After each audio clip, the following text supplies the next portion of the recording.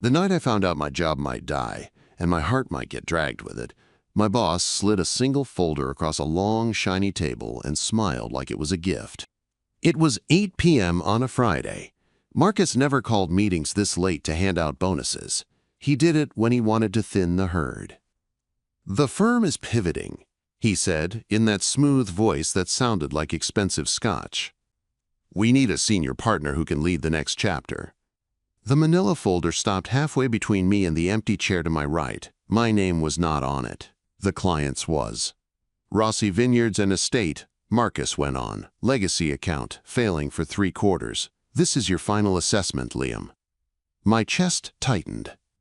10 years at that firm, grinding weekends, killing holidays, saying no to a life so I could get one word on a door: partner. I knew what final assessment meant. Win or be replaced. 1 senior partner slot, Marcus said. 2 candidates. The glass door opened, and I already knew who it was before I turned my head. The smell hit me first. Not office cleaner and printer ink, but something warm and messy, like vanilla and basil. Then she walked in, shaking snow off an oversized coat, dark curls escaping a loose bun, cheeks flushed from the cold. "Elena, sorry, elevator stalled," she said, a little breathless. She did not look at Marcus. She looked straight at me, eyes dark and sharp, trying to read what she had walked into. "Sit down, Elena," Marcus said. Liam was just accepting the terms. "What terms?" she asked, dropping her bag. The sound echoed in the quiet room. "The Rossi audit." Marcus leaned back, enjoying himself. "The estate is failing. The board wants a solution.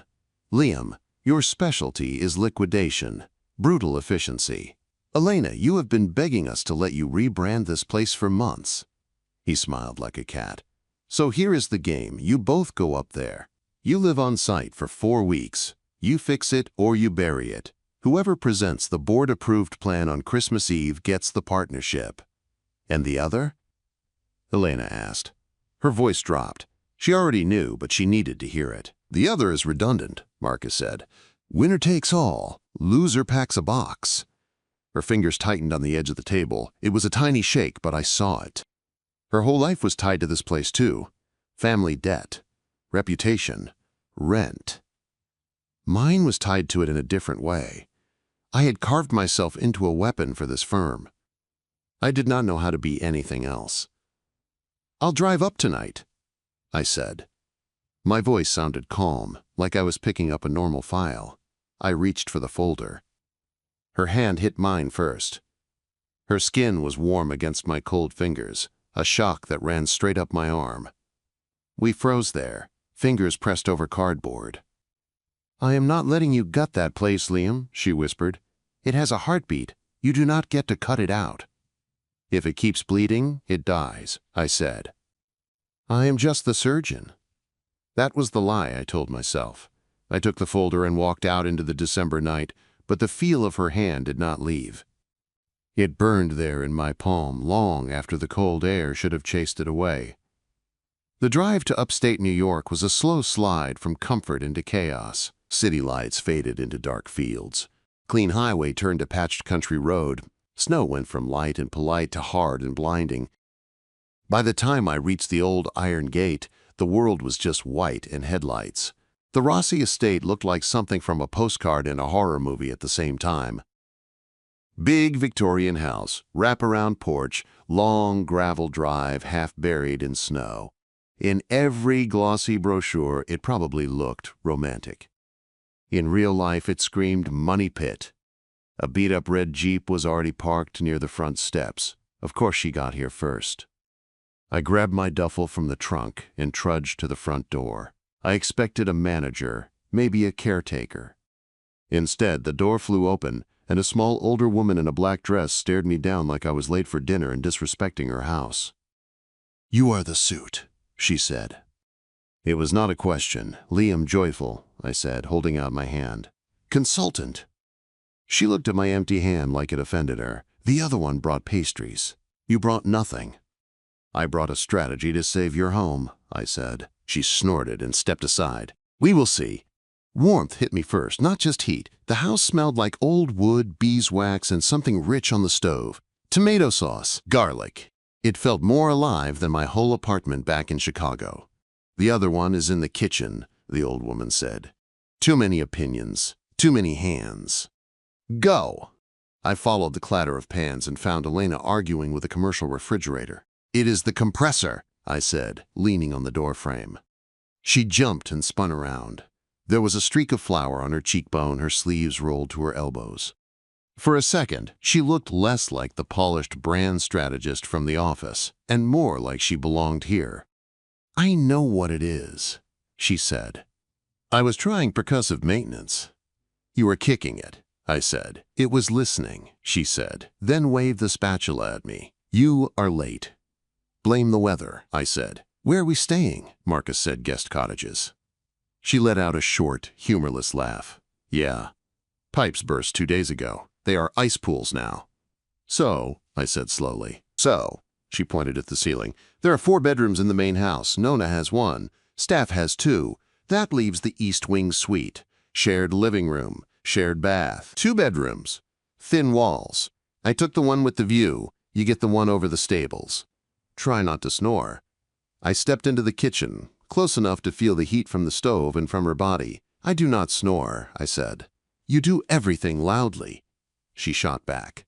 I knelt by the fridge, reached behind it, and felt along the intake. One loose valve. I twisted it tight. The loud rattle dropped to a steady hum. She watched me, arms folded. "Competence is not a strategy, Liam," she said. "It is a start," I answered. The silence that followed was not empty. It felt like a rope pulled tight between us. The next morning, the fight began for real. We sat up in the library. Heavy shelves, big windows, old portraits staring down like they were judging us. I took the old oak desk. She took the velvet sofa. I built spreadsheets. She spread out color swatches, logo drafts, event ideas. "Look at these margins," I said, pointing at the screen. "They are importing cheese from Italy when they could buy local for half the cost. Shipping is killing them." "It is DOP Parmigiano Reggiano," she said, still sketching. "You do not replace that with some random cheddar and expect people to feel special. They are buying a story, not a snack." "Stories do not pay the electric bill," I snapped. "They are 3 months from losing power." "So we make more people come," she shot back, standing now, pacing the rug. "Winter weddings, tasting events, a New Year's gala. We open the cellar." "To who?" I asked. "The roads are ice. We make it worth the drive." We went like that for hours. I cut. She defended. I said numbers. She said soul. Every time I thought I had found a clean place to slash, she showed me how that cut would bleed into something bigger. By 6, my head was pounding. The old radiator in the corner clanged, hissed, and finally gave up. The heat faded fast. "Perfect," I muttered. Elena rubbed her arms. Her sweater looked expensive and thin. It did nothing against the cold. "I will check the boiler," I said, standing. "I can do it," she said, out of reflex. "You are shivering," I said, stopping in front of her. I was close enough to see the fine lines of tiredness at the corner of her eyes. "You keep building whatever this gullah is. I will deal with the metal monster in the basement." She hesitated, then she nodded. "Okay, thanks." The boiler fought me for an hour. When I finally got the flames steady and the pipes groaning again, I was covered in soot and sweat. I went back upstairs. The library was empty, but warm again. I found her in the kitchen, 2 mugs in front of her, kettle on the counter. She turned when she heard my steps and burst out laughing. "You look like a chimney sweep," she said. "It is fixed," I said, tossing the dirty rag aside. She slid 1 mug toward me. "Earl Grey, black." I frowned. "How did you know?" "You always order it in those long budget meetings," she said. Her voice was softer now. I noticed. Her words hit me in a strange place. For 2 years, I thought I was just watching her from across conference tables and hallways. I never stopped to think she might have been watching me too. "Thank you," I said. "Do not get used to it," she said, but the bite was gone. I just need you alive to sign off on my marketing spend." "Not happening," I said, but I took a sip. It was hot and sharp and a little sweet from the way she had made it.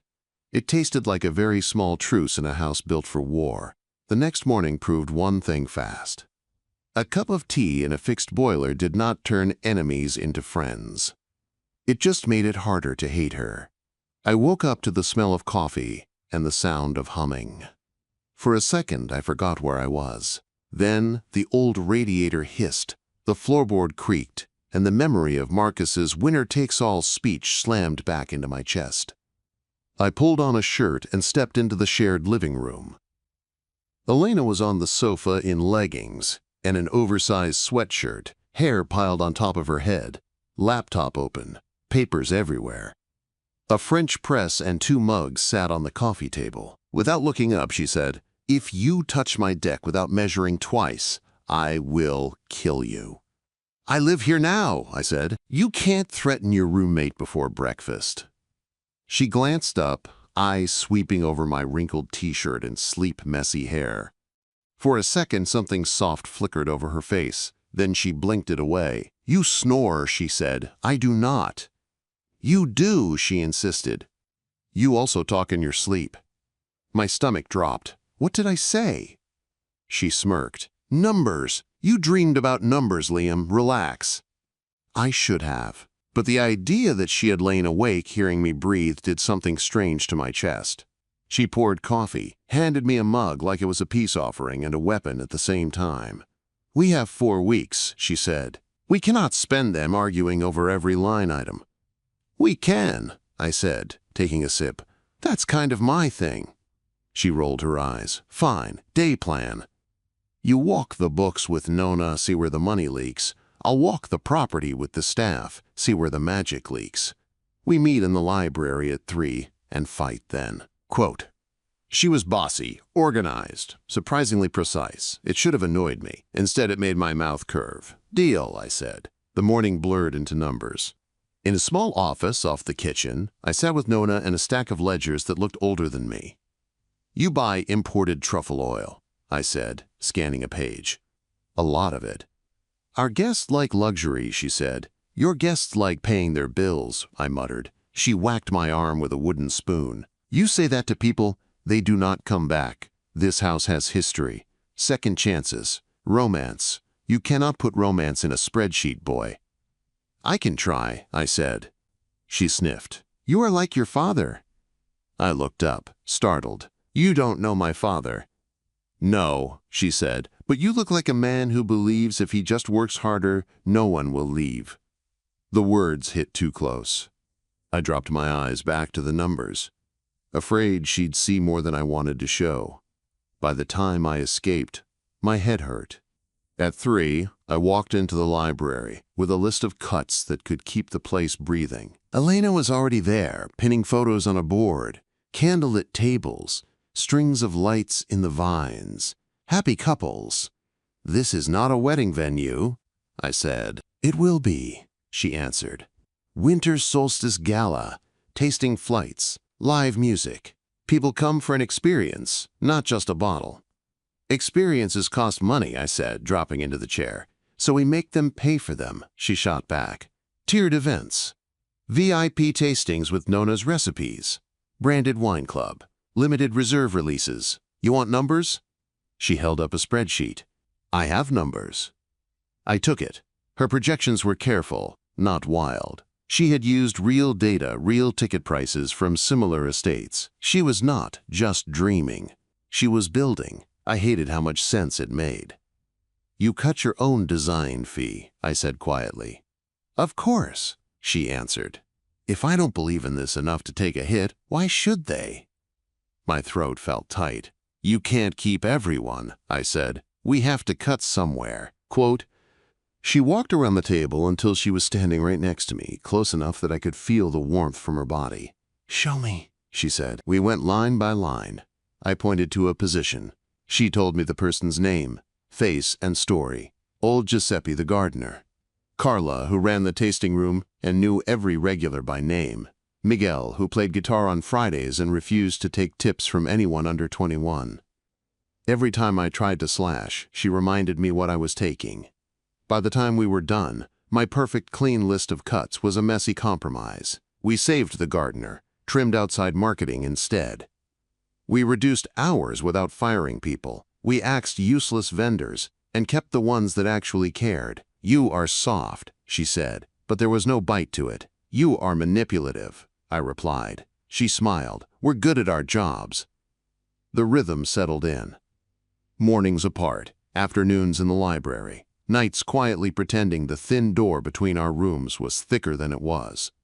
Some nights we argued loud enough for the whole house to hear. Other nights the only sound was her humming behind the wall and the quiet scratch of my pen. On Tuesday, I found her asleep on the velvet sofa, face pressed into her arm, blueprints scattered on the floor. Her laptop balanced on her hip, screen still glowing. I should have woken her. Instead, I eased the laptop away, saved the open file, and closed it. A mock-up of the Solstice Gala glowed in my mind. Candles, ivy, music. I pulled a blanket over her. My fingers brushed the side of her neck. Her skin was warm, soft. She sighed, turning her face into the cushion. "Liam?" she murmured, barely a sound. I froze. For a moment, I let myself look at her without the armor on. No sharp comments, no presentations, no competition. Just a woman who was working herself half to death for a place that did not deserve to be destroyed. I stepped back fast and went to my room. I did not sleep much. Every time I closed my eyes, I saw her curled up under that blanket. On Friday, the blizzard hit.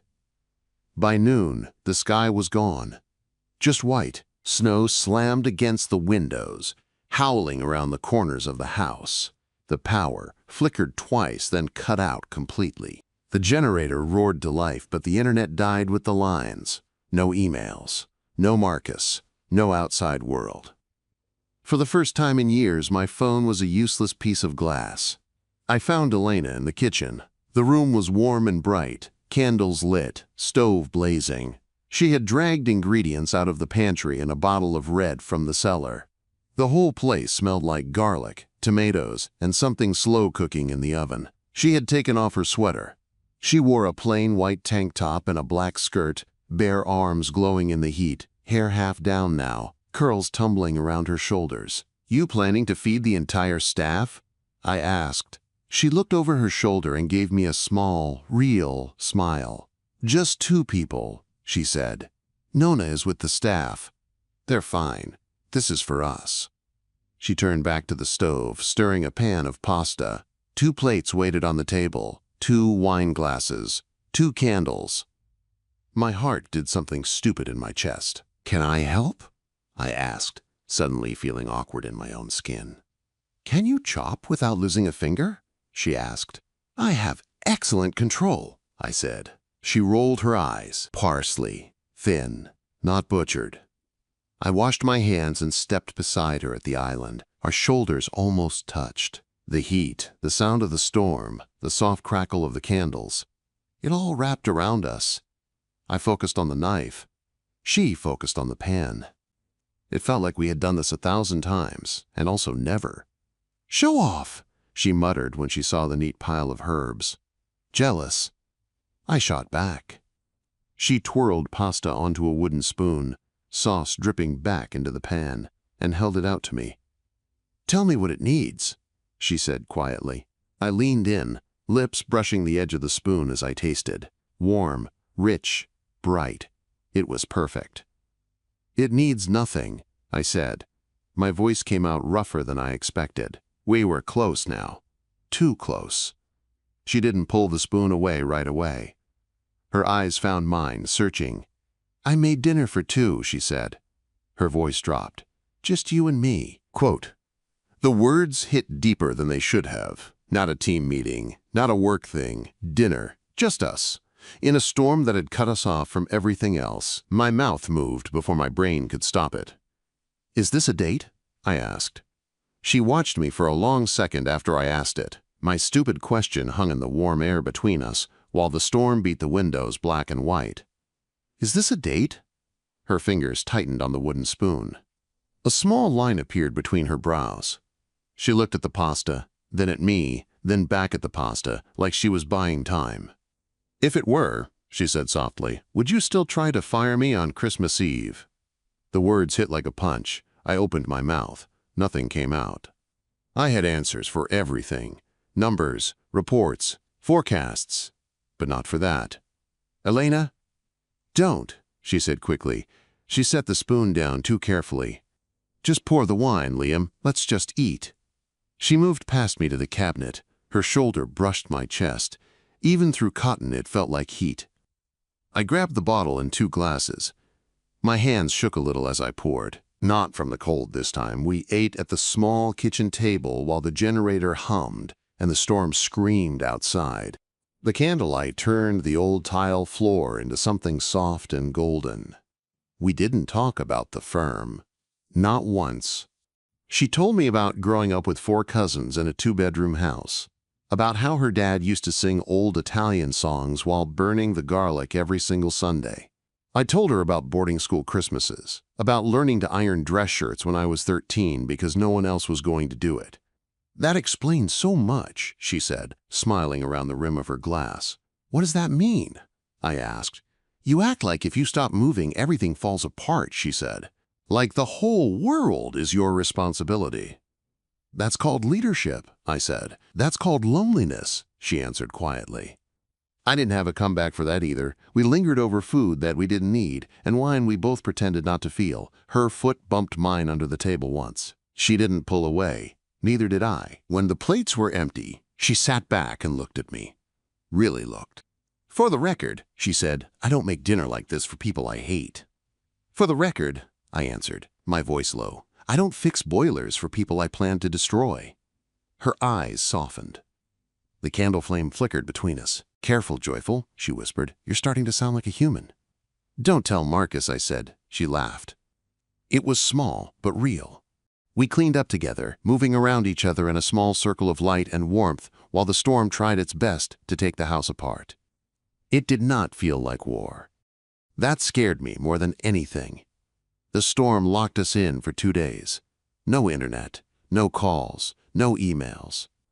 Just us, the staff, and the creaks of an old house holding its breath. We worked anyway. During the day, we split up.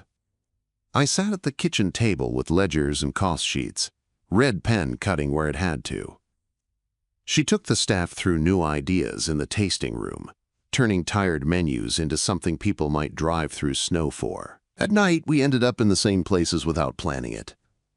By the fire in the library, sharing a blanket over our knees while she sketched layouts and I penciled numbers in the margins. In the hallway outside our rooms, brushing shoulders when we both reached for the same light switch. In the kitchen at midnight, standing at the fridge door, drinking juice straight from the carton. "That's disgusting," she said. "You kissed the wooden spoon first," I pointed out. Her cheeks went pink. "That was research." "Sure," I said. "We were ridiculous. We bickered about where to stack plates and which music to play while we worked. She played old jazz. I worked in silence. Somewhere around the second night, I realized I had started to like the jazz. The space between us shrank in little pieces. A shared joke here. A sigh at the same time there. The kind of small things you only notice when you care. By Monday, the plows made it through. The internet came back like a bad habit. My phone vibrated non-stop for 10 minutes straight. Emails, notifications, a calendar alert reminding me I was due to present a liquidation outline in 4 days. Then Marcus called. I took it in the old study off the main hall. I shut the door, but in a house that old, sound slips through wood like smoke. "Progress report." He snapped before the video even finished connecting. His face filled the laptop screen, smooth and sharp, framed by city lights I was suddenly tired of. "We're stabilizing costs," I said. "We've identified non-essential vendors. I've delayed some payments to buy runway." "And yet," he said, looking down at his notes, "I'm seeing approvals for marketing spend, seasonal staff hours maintained, live event budgets. That is not what we discussed." "It's necessary for valuation," I lied. "We need to show the house can run at full capacity before we kill it," he said, smiling like we were talking about a sales target. "Don't get poetic, Liam. You're my closer. You walk in, strip the place down, and walk out. That's why I put you against her." My jaw clenched. "Her has a name." Quote. "I know her name," he said carelessly. "Pretty girl. Smart enough to make noise, not smart enough to see the whole board. I hear you two are playing house up there. Don't get soft. I need the liquidation framework on my desk by Friday. You deliver it. The partner vote is a formality. You hesitate. You're done. Clear?" I swallowed. "Clear," I said. He ended the call without a goodbye. I stood there staring at my own reflection in the black screen. I looked tired. Older. Less like the man who had walked into the firm 10 years ago wanting to win, and more like someone who had forgotten why. The door clicked behind me. I turned. Elena stood in the doorway, a tray in her hands with 2 plates of food that suddenly looked like a joke. Her face was pale. "How much did you hear?" I asked. "Enough," she said. Her voice was thin and quiet, a tone I had never heard from her. I stepped toward her. She stepped back. "Elena, listen." "You're sending the liquidation framework," she said. It wasn't a question. "You're going to hand them the knife." "It's not that simple," I said. "You said it yourself," she whispered. "You walk in, you strip the place down, you walk out. That's what you told him. That's what you've been doing while I stood in the kitchen making pasta like an idiot." "It's my job," I said weakly. "I was trying to buy time." "To keep them from what?" she cut in. "From noticing you're sleeping with the enemy?" "I'm not sleeping with—" "Don't," she snapped. Her eyes shone now, anger and hurt fighting for space. "Don't twist words the way you twist spreadsheets. I thought—" She stopped, pressing her lips together hard. "It doesn't matter what I thought. I was wrong." She set the tray down on the hall table. The plates rattled. "Elena, I tried again. If you would just let me explain." "You already did," she said, to Marcus, very clearly. She turned and walked away. I watched her shoulders, straight and tight, moving fast down the hall. She didn't slam any doors. It was worse. She just disappeared. That night she moved her things to the guest cottage. The pipes were fixed, the walls cold. She went anyway. For 3 days we became strangers who worked on separate sides of the same problem. She sent me updated event numbers by email. I signed off with comments in the margins. We spoke through files, not words. The house felt wrong without her humming in the next room. On the 3rd night, I couldn't stand the silence anymore. I went to the library with a flashlight and the old estate boxes, telling myself I was just looking for tax write-off history. In truth, I was looking for something I could use. Anything that would give me a way out of the trap Marcus had built around us. At the bottom of a box marked 2020, under dusty folders and a brittle rubber band, I found it. A red file. Rossi. Thorn. My stomach flipped. I opened it. Inside were letters and emails, printed and stapled. Marcus's signature at the bottom. Omnicorp letterhead at the top of others. Dates matching years when the estate had mysteriously struggled. Projected land values. Condo mock-ups. Language about unlocking estate potential and removing operational obstacles. Quote. One line stood out in black and white. Once the vineyard posts 3 consecutive loss years, the trust clause lifts. We can proceed with acquisition. My hand tightened on the page. Marcus hadn't sent me here to save anything. He hadn't sent Elena here to dream. He had sent both of us up here to fail loud enough that he could bulldoze the vines and pour concrete. If I delivered a liquidation plan, I wasn't just losing a partnership. I was handing him a loaded gun and pointing him toward her. The library felt smaller. The storm outside was gone, but my pulse sounded like thunder in my ears. Footsteps creaked in the hall, soft, hesitant. I shoved the papers back into the folder and looked up, just as the door eased open. Elena stood there in the doorway, hair down, robe wrapped tight around her, holding 2 mugs of cocoa like she had on that other night. "You're still awake," she said quietly. And I knew, in that moment, that whatever I said next would change everything. She stood there in the doorway like she was afraid one more step would pull her into something she could not walk back from. "You're still awake," she said. Her voice was softer than I deserved. "Yeah," I managed. She walked in slowly, the mugs clinking on the saucer, her robe wrapped tight around her, hair loose over her shoulders. She looked less like the sharp strategist who argued with me over budgets, and more like the woman who had put a blanket over me on a couch without thinking. "I brought cocoa," she said. "Have it. I can take it back." I looked at the red folder in my hand. "Stay," I said. "Please." She hesitated, then crossed the room and set the mugs on the table. Her eyes went to the folder. "What is that?" she asked. "Proof," I said. "Of what?" I took a breath that felt too big for my chest. Then I opened the folder and turned it toward her. "Read." She stepped closer. Our shoulders almost touched. Her fingers brushed the edges of the pages while her eyes moved over the lines.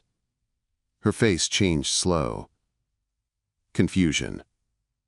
Shock. Anger. Something like betrayal, but it was not aimed at me this time. "Marcus," she whispered, "he was planning to sell the land, even if we saved it." "There's a clause in the trust," I said, pointing to the line. "They can't sell if the business is profitable, so he needed it to lose money." "For years." "He sent us up here," she said. Her jaw tightened. "He made it a game. Made us fight for a job that did not even exist, just so he could clear the board." "Yeah." She looked up at me. Her eyes were bright. Not with tears this time. With heat. "How long have you known?" she asked. "An hour," I said. "Maybe less. I found it in the boxes. I was trying to find a way to save the estate and still get the partnership. There isn't one. Not if we play by his rules." She stared at me like she was weighing me on the same scale she used for clients and campaigns. "You lied on that call," she said. "You told him you would send the liquidation plan." "I needed him calm," I said. "If he thinks I am still following orders, he does not start shredding everything. He does not move the money yet." Quote. "You were going to tell me?" she asked. "Yes," I said. "I just needed to know what we were walking into first." She drew in a long breath and let it out slow. "So what now?" she asked. "Because if we present my plan, he kills it. If you present the liquidation, he kills the vineyard. Either way, he wins." I shook my head. "Not if the board sees this," I said, tapping the letters. "Not if the Rossi family sees it. Not if we show them he has been working with a developer behind their backs." "We both get fired," she said quietly. "Probably," I said. Her eyes searched my face. "You worked 10 years for that partnership," she said. "You would throw it all away for them? For this place?" "For you," I said before I could stop myself. The room went still. She blinked. "Liam," she whispered. "You walked in here with Coco and Hope," I said, my voice low and rough. "I walked in here with a knife and told myself it was just business. I am not going to stand beside Marcus while he burns your work to the ground and calls it a win." Quote. She stepped close enough that I could feel the warmth of her body through cotton and flannel. "Last time you shut me out," she said. "You made a call and let me hear only the worst part. If we do this, we do it together. No more secrets." "Together," I said. I meant it. She nodded once. Then she did something that almost dropped me to my knees. She reached up, slid her hand behind my neck, and pulled my forehead down to hers. "If we lose," she said, her breath warm on my skin, "I do not want to lose you too." "You will not," I said. "You can't promise that." "I can try," I said. "And I can tell the truth in that room." She studied me for a beat, then gave the smallest, surest nod. "Okay," she whispered. "Let's blow him up." I laughed once, shaky, from somewhere deep. She kissed me. Slow this time, less storm, more choice. My hand slid to her waist, careful, steady. For one long moment, there was no firm, no board, no letters. Just the woman who had cooked me dinner for two while the world iced over outside. When we pulled apart, she pressed a mug of cocoa into my hand. "Drink," she said. "You are going to need it." Christmas Eve. Back in Chicago, the conference room looked just like it always did. Glass walls, city lights, Men and women in dark suits and expensive watches. It had never felt smaller. Elena sat at one end of the long table, black suit, hair pinned up, notes in front of her. She did not look at me. But her foot, hidden under the table, tapped once against my shoe. I tapped back. Marcus took the head of the table like a king. "Let us begin," he said. "Elena, your turn to entertain us." She stood. Her voice did not shake. She walked the board through her plan. Winter events, rebrand, new distribution deals. Line by line, she showed them how Rossi Vineyards could move from bleeding out to profitable again. It was smart, lean, strong. When she finished, there was a quiet in the room that sounded like respect. "Thank you," the chairman said. "Impressive work." Marcus clapped his hands once, slow.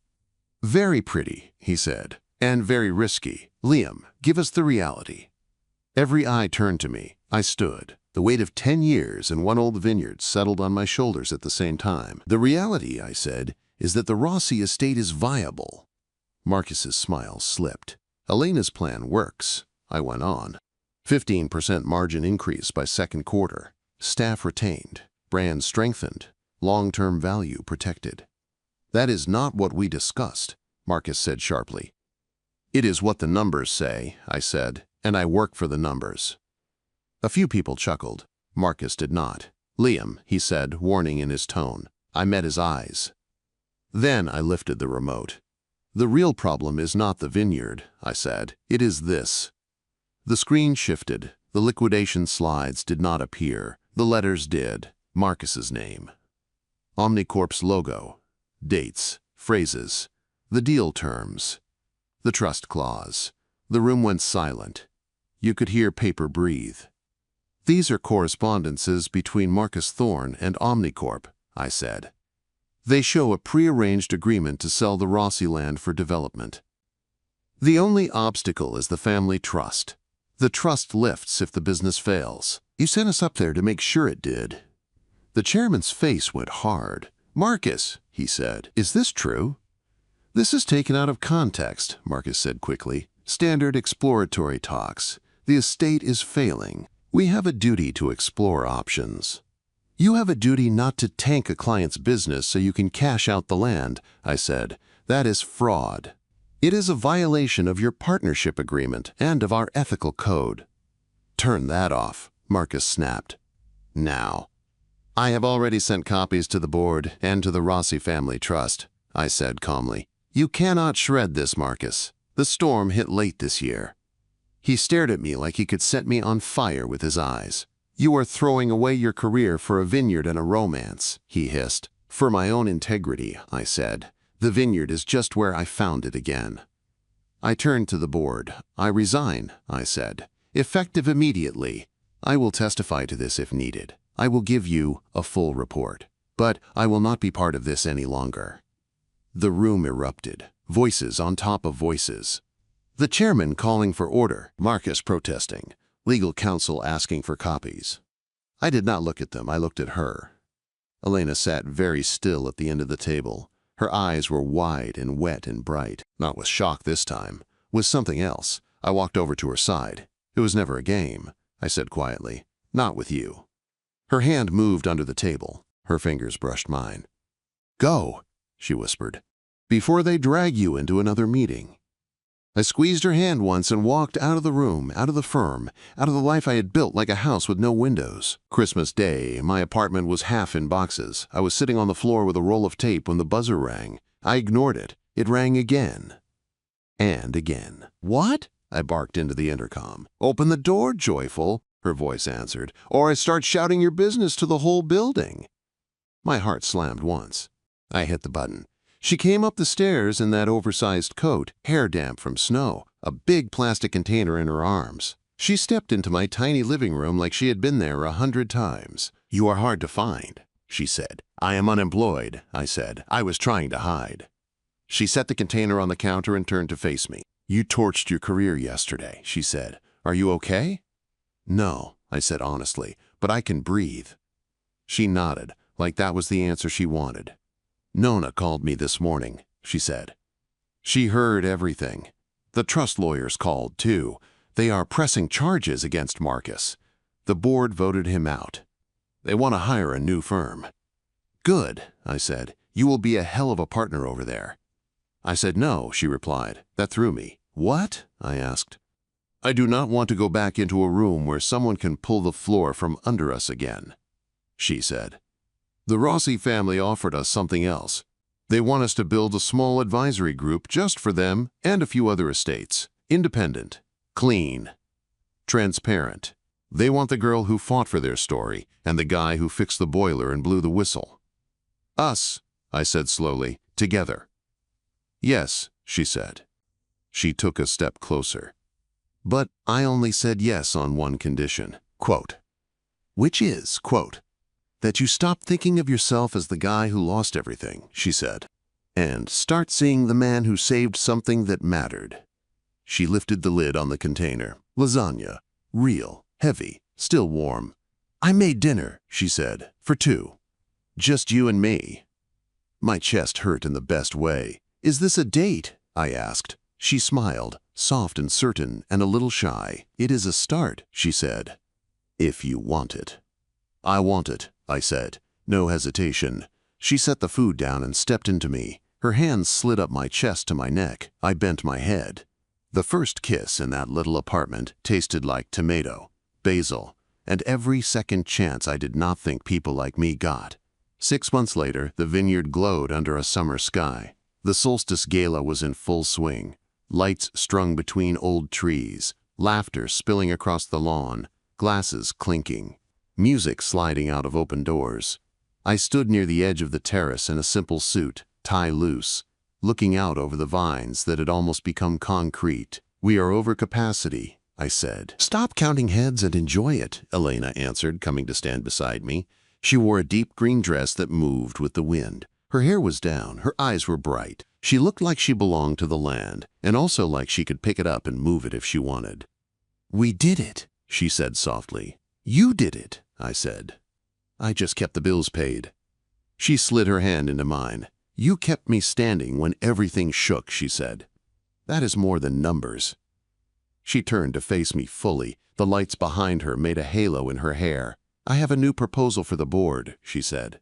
We are the board, I reminded her. Then I am lucky, she said, smiling, because I think the vote will go my way. What are you proposing? I asked. A permanent partnership, she said. Not just contracts, not just this place. My heart did that uneven kick again. Like, permanent? Permanent? I asked. Yes, she said. No exit clause, no backup plan. Just you and me and a lot of work and a lot of dinners for two. I looked at her, at the woman who had argued with me in conference rooms and cooked with me in storms and walked into my empty apartment with lasagna and a job offer wrapped around her heart. Is this a date? I asked, because I am who I am. She laughed, bright and full and free. No, Liam, she said, rising on her toes and looping her arms around my neck. It is a life. Then she kissed me in front of the vines and the lights and everyone. I kissed her back with both hands on her waist, steady and sure. For the first time, it did not feel like I was standing in a house waiting for the roof to fall. It felt like home.